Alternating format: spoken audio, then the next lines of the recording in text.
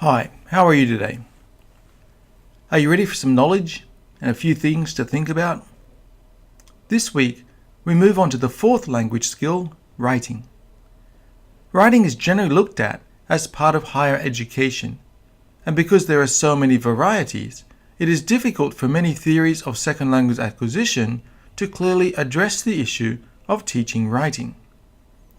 Those involved with the output theories and socio-cultural theories, go back to Unit 2 to check those, however, do suggest that learners do indeed benefit from writing, as this skill can be used for problem-solving activities and can contribute to development in second language skills. So let's have a look at some of the finer points in this chapter. Here's our schedule for this week's video. There aren't as many points to cover as the last video about reading, which I'm sure is good news for most of you. If, however, you would like to hear my angel-like voice more, you can watch the video a few more times. We will most likely spend most of our time on the third point, types of L2 writing. As I said a minute or so ago, there are many types of writing, and so we are going to have a look at a few of them. No surprises here with the first discussion point. If we want to be good teachers of writing, we need to be able to write ourselves. One way of improving our own writing skills is to share what we do with others and learn from others. So what do you do to improve your writing skills? Prepare a few ideas and share them in class. Now, before we get too far into the chapter, there are a few concepts you might want to remember. You'll find these on page 157 of your book. We see writing genres, which are the various types of writing, and academic writing, which refers to purposeful writing that requires reflection and problem solving. Free expression writing is a type of writing where students are free to choose what they write and how they write it. Journals are quite popular, but dialogue journals may be new to you. These are journals of conversations between two people, often teachers and students. We also have the monitor, which our friend Stephen Krashen coined as a term meaning learned knowledge about the language. The monitor helps us write with more grammatical accuracy. Finally, we have pre-writing strategies. These are strategies such as brainstorming, outlining, and perhaps mind maps that help us to write with greater quality. Make sure you understand these concepts to help you improve your teaching of writing. It is very difficult to discuss the process of writing because there are so many different types. However, what we can say is that at the beginning, writing is kind of like a record of what someone would say verbally. This kind of writing uses very little problem solving, academic language, or organization. Students simply write down what they would normally say. Then maybe check to see if the grammar is accurate or not. From here, students can move on to a variety of writing genres where writing starts to become more meaningful. As Stephen Krashen says, because writing is permanent, students can use the monitor. This is their explicit knowledge about the language and its rules. Students can think about whether subjects and verbs agree and use meta-language talk to improve the grammatical accuracy of their writing. This requires students to continuously think about and revise their language skills and whether they're actually communicating their ideas. I'd like to have a quick discussion here about meta-language talk, that is, speaking about language and its features. When you review your writing and you check the grammatical accuracy of what you wrote, what do you especially focus on? This isn't an easy question, because perhaps you aren't aware of it. So spend a little time thinking about it. Spend a little time not thinking about it. Then write down your ideas you come up with.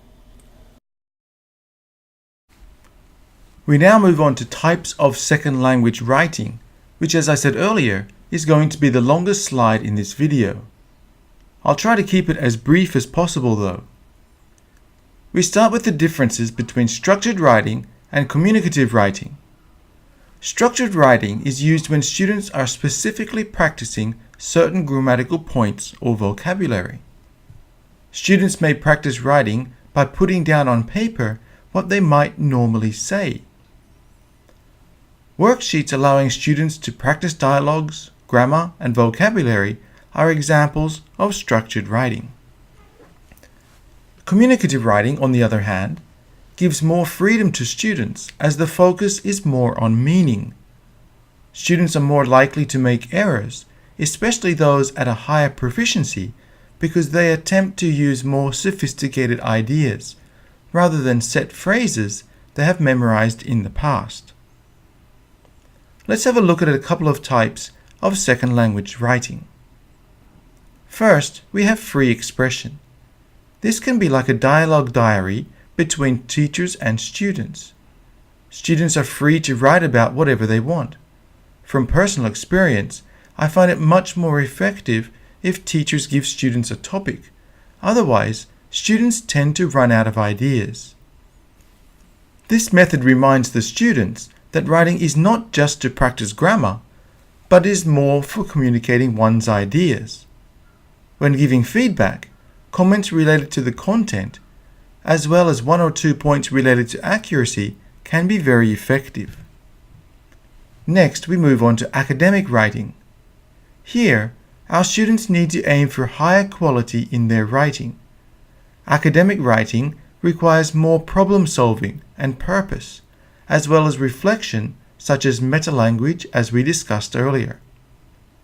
One of the difficulties with giving feedback on academic writing is whether problems occur due to misunderstandings of the content or simply the student is having trouble with the second language. We'll talk more about academic language in Chapter 8. Computer-mediated communication, or CMC, is like a group discussion where participants can freely discuss several topics. It is a kind of online chat or bulletin board where several people can join and write their opinions and ideas about various topics. Students can choose which conversations they would like to join, and like other kinds of free writing, students are given more chances to communicate in the target language without too much anxiety. Finally, we have digital storytelling. Now, the possibilities here are endless. There are millions of websites and apps, and many of them are devoted to allowing people to create their own storybooks. By using digital storytelling, students can create their own animated storybooks, which can in turn help develop their other language skills. If you are interested, you could look into digital storytelling yourself, and you never know, you might make a bit of money. I have a third discussion topic here. The author of our text suggested that the use of CMC may reduce students' anxiety. Do you agree? Writing on an online bulletin board is permanent, so some students may feel embarrassed about being unable to fix their mistakes and errors. On the other hand, if they use a fake name or even an avatar, as we see in some games related to language learning these days, it may result in lower anxiety because nobody knows who they really are. What do you think about using online sites and even social media to practice writing? Get your thoughts together and share them in class. Did you survive that last slide? I'm sure you did. I bet you have been toughened up through the videos in this course. I don't even need to show you a slide with a picture of a kangaroo anymore. Alright, let's get back into it. Writing strategies. The thing with writing and writing well is that it is different to speaking and speaking well. When it comes to speaking, pronunciation and rhythm appear to be indicators of how well a person speaks. However, when it comes to writing, the content and the ability to put that content into comprehensible sentences show us how good that writer is. There are 3 main strategies suggested in our book. I'm sure you can think of more. First, we have brainstorming and outlining. Before writing, have students get some ideas together and make a bit of a plan about what they are going to write. The use of dictionaries is also important. These days, dictionaries are easy to find, so rather than whether students should use them or not, teaching students how to use dictionaries and thesauruses effectively is a great idea. Finally, revision is a great strategy. Students need to realize their writing will need to be fixed up a few times, so make sure you help them learn how to revise. As we've seen with the other language skills discussed in this textbook, the next part of the chapter moves to some guidelines for teaching. Because there are so many writing genres, it is important to choose writing tasks and activities that reflect the student's needs. We can link writing tasks to what has been done in reading. Having students read passages is also a good way to encourage noticing, an important part of language acquisition.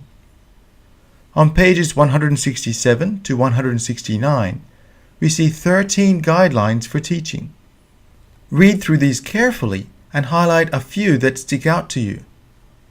I will ask you to refer back to these guidelines when you come up with writing activities to use in class. And here is that slide. The next task for you is to come up with an idea for 2 activities to teach writing in class.